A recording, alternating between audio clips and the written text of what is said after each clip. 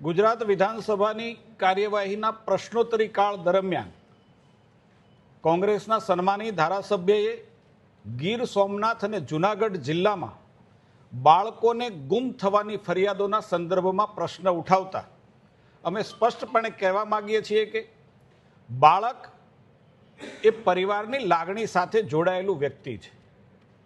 બાળક એ પરિવારનો હિસ્સો છે, પણ પરિવારનું ભવિષ્ય પણ છે ને સરકાર અને ગૃહ વિભાગ એના તરફ સંપૂર્ણપણે ધ્યાન આપવાનો સંપૂર્ણ પ્રયાસ પણ કરી રહ્યું છે. જે પ્રકારે ગીર સોમનાથની અંદર 46 બાળકો ગુમ થવાની ફરિયાદો હતી, 100% બાળકો પરત મળી આવ્યા છે. જ્યાં સુધી જૂનાગઢનો સવાલ છે ત્યાં સુધી 152 ફરિયાદો પૈકી 150 બાળકો પોલીસને મળી આવ્યા છે, તેમના ઘરે પરત મોકલેલા છે. 2 બાળકો હજી જે નથી મળીને આવ્યા એમની તપાસ ચાલુ છે.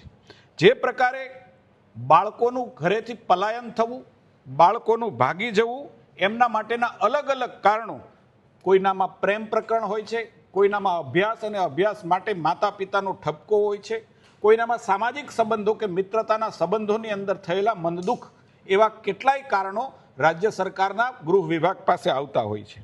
મને કહેતા આનંદ થાય કે જે પ્રકારે રાજ્યનું ગૃહ વિભાગ માની મુખ્યમંત્રીશ્રી અને માની ઉપમુખ્યમંત્રીશ્રીના નેતૃત્વની અંદર કામ કરે છે.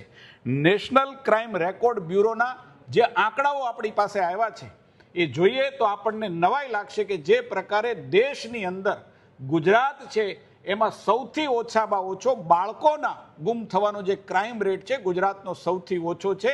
દેશના રેકોર્ડ પ્રમાણે ગુજરાત 27મા સ્થાને એટલે કે બિલકુલ તળિયે છે.